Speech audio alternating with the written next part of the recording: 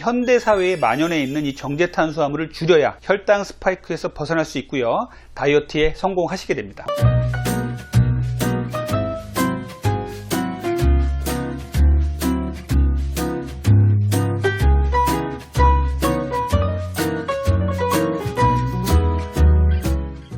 안녕하세요. 다이어트 멘토 닥터리 가정의학과 전문의 원장 이진복입니다. 제가 중년 여성의 다이어트에 대해서 시리즈로 말씀을 드리면서 중년 여성에서 다이어트의 문제는 무엇인지, 또 중년 여성의 다이어트는 어떻게 달라야 하는지에 대해서 말씀을 드렸었어요. 오늘부터는요, 중년 여성의 다이어트 식습관에 대해서 하나하나 말씀을 드릴 건데요. 식습관 편의 첫 번째 주제로 혈당 스파이크를 막아야 다이어트에 성공합니다라는 주제로 말씀을 드리겠습니다. 오늘도 끝까지 시청 부탁드리고요. 구독과 좋아요 부탁드리겠습니다. 닥터리TV의 구독자가 되시면요, 커뮤니티에서 다양한 정보를 얻으실 수 있고요, 질의응답도 가능하니까요, 구독자가 되셔서 꼭 이런 혜택을 누리시길 바랍니다. 여러분들 혈당 스파이크에 대해서 들어보신 적이 있으신가요? 혈당 스파이크란 음식을 먹은 뒤에 혈당이 급격하게 치솟았다가 다시 빠르게 떨어지는 현상을 말합니다. 이 올라갔다가 떨어지는 뾰족뾰족한 그래프를 보고 쇠모처럼 생겼다 해서 혈당 스파이크라는 이름이 붙여졌어요. 우리 신체의 혈당 수치는요, 하루 중에도 운동, 식사, 수면 등으로 인해서 계속 변화를 겪게 됩니다. 혈당은 보통 70에서 140 사이에서 정교하게 조절이 되게 돼 있는데요, 이러한 혈당 조절에 문제가 생기면요, 혈당이 정상 범위를 넘어서게 되면서 공복혈당 장애나 당뇨병으로 진행하게 되는 것입니다. 최근에 연구 결과에 따르면요, 이 혈당 스파이크가 당뇨병의 진행을 앞당길 뿐만 아니라 당뇨병 합병증, 더 나아가서 심혈관계 질환의 위험까지 높이는 것으로 나타났어요. 혈당 스파이크란 무엇인가에 대해서 한번 알아볼게요. 아직은 혈당 스파이크에 대한 명확한 기준이 없어요. 하지만 보통 다음의 두 가지 상황에 해당되면 혈당 스파이크가 아닌가 의심하라고 되어 있습니다. 첫 번째는요, 공복 혈당과 식후 1시간 후에 측정한 혈당이 50 이상 차이 나는 경우예요. 두 번째는요, 식사 후 2시간 이내의 혈당이 150에서 160 이상으로 상승하는 경우입니다. 그런데 현재 우리가 흔히 하고 있는 이 혈당 검사로는요, 이 혈당 스파이크를 잡아내기 힘든 게 사실이에요. 보통 우리는 공복 또는 식후 2시간의 혈당을 주로 손끝에서 체열로 재고 있죠. 이 경우에는요, 식후에서부터 식후 2시간 사이 혈당이 어떻게 변하는지 알기 힘듭니다.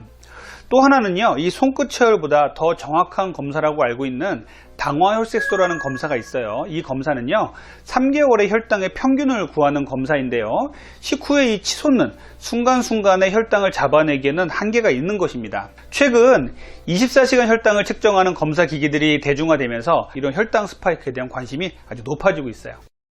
자, 그러면 24시간 혈당이나 자주 혈당을 측정할 수 없는 경우에는 우리는 어떻게 혈당 스파이크를 의심할 수 있을까요? 혹시 아래의 증상이 있다면요, 혈당 스파이크를 의심해 봐야 합니다. 식후에 급격한 피로감, 식후에 참을 수 없는 졸음이 밀려오면서 집중력과 판단력이 흐려지는 증상, 식후 얼마 지나지 않았는데 초콜릿, 사탕 같은 당도 높은 음식을 계속 찾게 되는 현상, 이 당도 높은 음식을 먹은 후에 다시 피로감, 졸음이 몰려오는 증상의 반복, 이런 것들이 있다면 나는 혹시 혈당 스파이크가 아닌지 의심을 해볼 필요가 있어요. 다이어트와 혈당 스파이크가 어떤 관련이 있길래 닥터리가 이렇게 얘기를 하는 것일까요? 인슐린이 과도하게 분비가 되면 다이어트에 안 좋다는 것은 다들 알고 계시죠. 이 혈당 스파이크가 발생하면요, 혈당이 우리 혈중에서 급격히 올라가면서 인슐린의 분비를 유발하고, 이렇게 발생한 인슐린은요, 우리 몸에 체지방을 축적시키게 되는 것입니다. 난 당뇨병이 아니니까 혈당 스파이크하고 관련이 없어 라고 생각하는 분이 있을 수도 있어요. 하지만요, 혈당 스파이크는 누구도 안심할 수가 없다고 해요. 현대를 사는 우리들은요, 정제탄수화물이 도처에 깔려 있고요, 이 정제탄수화물은요, 혈당 스파이크를 일으키는 주 원인입니다. 제가 중년 여성의 다이어트 식습관을 말씀드리면서 첫 번째로 이 혈당 스파이크를 강조하는 이유는요, 중년 여성이야말로 이 정제탄수화물의 영향으로 인해서 혈당 스파이크가 가장 잘 일어나는 연령이기 때문입니다. 나이가 들어갈수록 인슐린 민감도가 저하되고요, 인슐린 저항성이 생기기가 쉽습니다. 또 중년 여성들은요, 빵, 떡, 면 등의 정제탄수화물에 중독되신 분들이 많죠. 이런 분들을 전문용어로 떡순이, 빵순이라고 얘기를 합니다. 이러한 인슐린 민감도의 감소, 그리고 주식으로 정제탄수화물을 선호하는 취향, 갱년기의 여러 호르몬들의 변화 등으로 인해서 중년 여성들은 이 혈당 스파이크에 가장 취약한 계층 중에 하나입니다. 혈당 스파이크는 왜 위험할까요? 식후 혈당이 급격하게 상승하는 혈당 스파이크는요, 동맥경화를 일으켜서 각종 심혈관계 질환을 일으킵니다. 최근 연구에 따르면요, 혈당 급상승을 반복하게 되면요, 유해 물질인 활성산소가 발생해서요, 혈관벽을 손상시키고 이를 복구하기 위해서 면역세포가 손상된 혈관벽을 두껍게 하는 작용을 통해서 동맥경화로 진행한다고 되어 있어요. 동맥경화는요, 고혈압은 물론 심근경색과 뇌경색 등 중증 질환의 위험을 높이는 원인이 되겠습니다.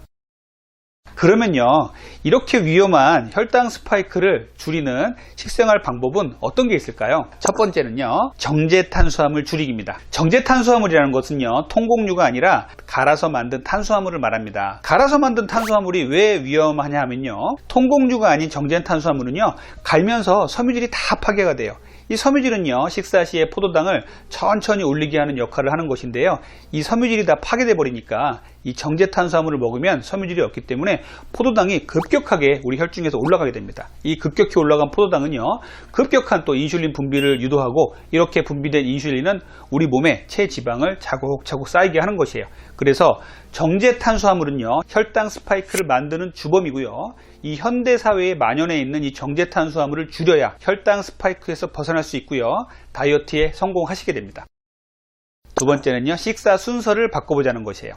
식사 중에 간단한 방법으로 혈당 스파이크를 예방할 수가 있습니다. 가장 중요한 포인트는요, 밥이나 빵 등에 많이 포함된 당질의 흡수를 늦추는 것이에요. 먹는 순서를요, 채소, 고기, 생선 같은 단백질, 그 다음에 밥, 빵 같은 탄수화물 순으로 바꾸자는 것입니다.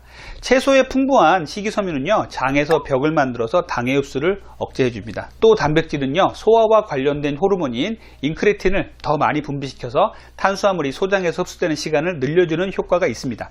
이처럼 똑같은 음식이라도 먹는 순서를 바꾸면요, 혈당을 낮출 뿐만 아니라 다이어트에 분명히 도움이 됩니다. 여러분들 이 부분 꼭 실천해 주시길 바라요.